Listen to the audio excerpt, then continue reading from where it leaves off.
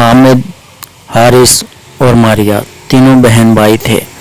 انہیں سیر کرنے اور ڈرانی کہانیاں پڑھنے اور سننے کا بہت شوق تھا۔ ان کے گھر سے کچھ دور ایک پرانی کھنڈر نما عمارت جو بہت عرصے سے ویران تھی۔ ایک دن انہوں نے فیصلہ کیا کہ تینوں سیر کے بہانے باہر جائیں گے اور ایک رات کھنڈر میں گزار کر واپس آ جائیں گے۔ امی ابو کو تو اصل بات نہیں بتائی جا سکتی، ورنہ منع کر دیتے۔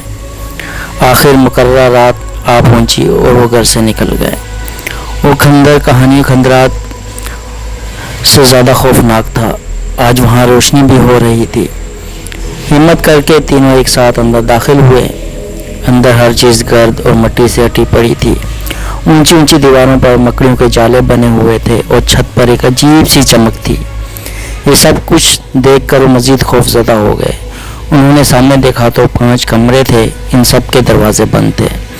حارث ایک کمرے کی طرف بڑھا اور دروازے کو دھکیلا تو وہ ایک ہلکی سی چڑچڑاہٹ کے ساتھ کھلنے لگا۔ اسی لمحے ایک بڑا سا پرندہ اس کے سر کے اوپر سے اڑتا ہوا باہر نکل گیا۔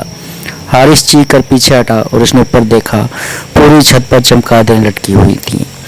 ان کی آنکھیں ہی آنکھیں تھیں جو اندھیرے میں چمک رہی تھیں۔ اتنے میں وہ دروازہ جو حارث نے کھولا تھا آہستہ آہستہ پورا کھل چکا تھا۔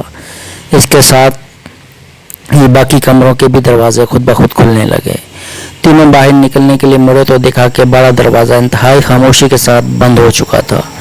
اچانک دروازوں میں سے دھواں خارج ہونا شروع ہو گیا اور پھر دھواں اتنا زیادہ بڑھ گیا کہ راستہ نظر آنا بند ہو گیا۔ ساتھ ہی عجیب سی آوازیں بھی سنائی دینا شروع ہو گئیں۔ ایک عجیب سا حیولہ ان کی طرف بڑھ رہا تھا۔ انہوں نے ڈر کے مارے دروازے کی طرف دوڑ لگا دی۔ اگرچہ اندھیرے اور دھوئیں میں دیکھنا بہت مشکل تھا، لیکن وہ کسی نہ کسی طرح دروازے تک پہنچ گئے۔ انہوں نے اس خوفناک منظر کو دیکھنے سے بچنے کے لیے اپنی آنکھیں بند کر لیں۔